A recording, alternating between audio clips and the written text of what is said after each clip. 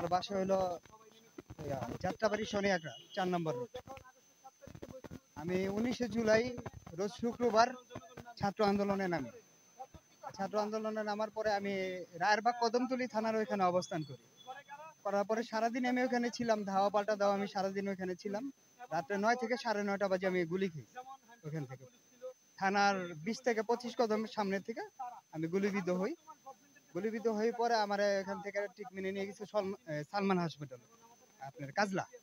ওখানে যাওয়ার পরে ডাক্তাররা দেখে বলছে যে আমাদের এখানে সম্ভব না বলার পরে আমার জাতীয় চক্ষু বিজ্ঞান হসপিটালে পাঠানো হয়েছে। ওখানে পাঠানোর পরে 20শে জুলাই সকাল 10 থেকে 10:30 বাজে অপারেশন সেন্টারে আমার নিয়ে যায় আমার শুধু 4টা সেলাই চোখে দিয়ে দেয়। জিজ্ঞেস করছে আমার গুলি কি বের করছেন, বলছে হ্যাঁ বের করছি। কিন্তু পরবর্তী ডাক্তার আবার এক্সের মাধ্যমে জানতে পারি আমার গুলি 5টাই রয়ে গেছে ফেস।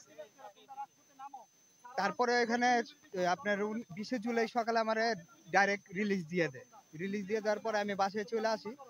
আসার পরে আমরা তো আর বর্তমান যে সরকার ছিল শেখ হাসিনা সরকার, গণগ্রেপ্তারের জন্য আমরা বাসার থেকে বেরোতেও পারিনি, ট্রিটমেন্টও নিতে পারিনি।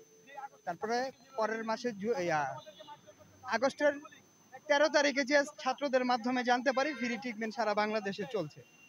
তারপরে এখানে আইসা আবার ট্রিটমেন্ট নেই। এ পর্যন্ত আমার দ্বিতীয় কোনো অপারেশন করা হয়নি।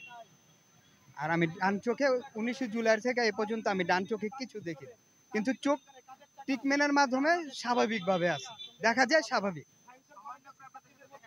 সমন্বয়করা দেখা করছে আমাদের সাথে আপনার বন্যার আগে দেখা করছে, কথা বলছে, ডাক্তারদের সাথে ওনাদের কথা হয়েছে, আমাদের ট্রিটমেন্ট ভালো দিবে, এতটুকুই কথা হয়েছে। আর ওই যে আসুন্না ফাউন্ডেশনের থেকে 20,000 টাকা করে, কারো 10,000, কারো 20,000, কারো 30,000 টাকা করে দিয়ে গেছে। ওই দেখেই শেষ দেখা ওনাদের সাথে। তারপরে বোনারা এখান থেকে আসার পরে এ পর্যন্ত তারা কেউ আমাদের এখানে যায়নি, আমাদের কোনো খোঁজ খবর নেয়নি। এবং কি যাদের নাম্বার আমাদের কাছে ছিল আমরা সবারই ফোন দিছি,